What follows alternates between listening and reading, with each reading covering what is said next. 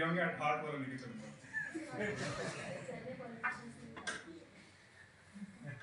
अब उस लाइन में मैं नहीं गया हूँ, but anyway, respected professors, my dear young friends, it's indeed a matter of great pride that our faculty is celebrating National Youth Day on the occasion of 160th birth anniversary of Swami Vivekananda. For me, it's an honor because I have been asked by Umang Modi sir to do a short speech on this great personality. So I won't go into much facts because I think Modi sir has already covered pretty well. What I will be doing is I will be restricting myself. I will be mainly focusing on his ideas, his philosophy on education, because all of us we are here in an educational institution. So I will start with a small story. Can't help, student of history.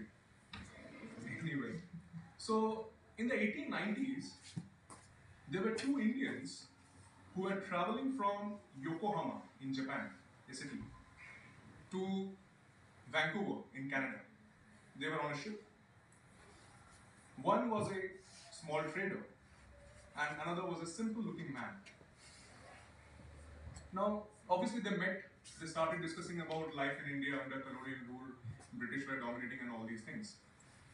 Slowly and slowly the trader started to express his wish that I really want to set up some factory, something, a manufacturing unit somewhere in India because I'm an Indian.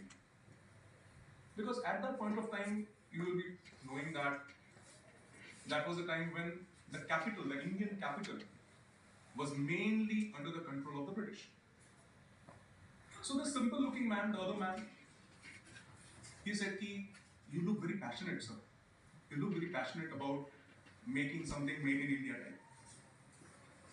So why don't you do one thing? I know a place in Bengal called Kalimati. You please go there and do a survey of that area. I think that area is having great resources. And once you start making profit, please do one thing." So he said, "What?" He said, "Once you make profit with that fund, whatever profit you have, the initial profits, you please set up a science research school somewhere in India." So that was the trader said, "Okay, fine." He nodded, and that's the end of the story. But maza nahi. What happened was later, that small advice from the simple looking man changed the history of India. That small advice or suggestion actually created history, as in history of Indian industries that shaped numerous policies regarding to heavy sector industries. That man, that trader, later on when he came back to India, he set up that factory. He did a survey of that Kalimati region. He set up a factory, and later on, with that profit, he set up a research school. Now, today, we know that research school as IISC, Indian Institute of Science. That place, Kalimati, is today known as Jamshedpur. The trader was Jamshedji Tata, who created Tata Steel, Tisco. And that simple man was none other than Swami Vivekananda. And that's the kind of contribution, that was the kind of contribution we remember for, we'll always remember, because it's right here. It's connected to our practical lives.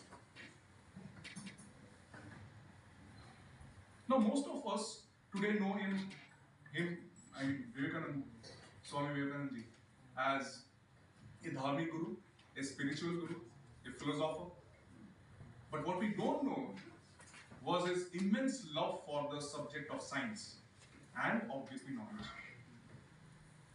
Now, unlike many Indian ascetics and saints who had condemned West and Western sciences, he advocated its study. He actually talked for a kind of balance between Indian values and Western sciences. But unfortunately, we are in a situation wherein we have almost for generations ignored about our Indian values, our own treasure of values, our Indian knowledge system. In fact, we are on a verge of losing quite a bit of information and facts and concepts which are totally we can take pride as an Indian. I always say जो पुराने बहुत बार हम जो पुराने traditions को देखते हैं ना, जब रीति रिवाज देखते हैं हमें लगता है ये कैसा लॉजिक है, कोई लॉजिक ही नहीं है, अंधविश्वास जैसा लगता है। बट हम एक चीज भूल जाते हैं कि जो चीज हमें समझ नहीं आ रहा जरूरी नहीं कि वो गलत है। ये भी हो सकता है ना कि हमें उसकी जानकारी नहीं है। हर चीज की जानकारी हो इतना सुपीरियर तो हम शायद नहीं हुए हैं, और अगर हुए हैं तो फिर ठीक है, फिर आप जज कर सकते हैं। Let me explain, let me go into little bit more. Now we all will agree that science has developed in the last 100 years like anything, or especially last 20 years में तो it has been the development has been very fast. We are having high-speed mobiles, high-speed internet, shops, shopping malls, बड़े-बड़े roads बन गए हैं, uncountable, अब तो count नहीं कर सकते इतने सारे satellites हम भेज चुके हैं space पे। But even today, if you ask a common person, आप में से खुद अपने खुद को पूछिए, ऐसा किसी को दूसरे को पूछने की जरूरत नहीं है। Are you happy? अगर आप किसी से पहली बार मिल रहे तो आप कैसे बोलते हैं? आप अच्छे हो? हाँ बढ़िया चल रहा है मजा। पर थोड़ा सा डीप में पूछिए, अरे मैं जॉब से खुश नहीं हूँ, मैं तो वर्किंग आवर्स से खुश नहीं हूँ, मेरा बॉस मुझे ये प्रॉब्लम है, मैंने अपने नेबर से खफा हूँ, वो मैंने गाड़ी खरीदी है, पार्किंग का स्पेस लिया लेकिन नेबर लगा के चला जाता है, कोई 2 वक्त की रोटी के लिए दर दर भटक रहा है, तो फिर खुश कैसे हो? फिर इतने सारे साइंटिफिक तरक्की का क्या फायदा हुआ? आप तो खुशी नहीं। तरक्की तो इसलिए होती है ना, तरक्की कब कहते हैं? जो आप तक पहुंचे, कॉमन मास तक पहुंचे। See, Indian value system has the capacity, ये स्वामी जी ने कहा है, Indian value system has the capacity and potential to manage and guide these scientific developments in a proper direction.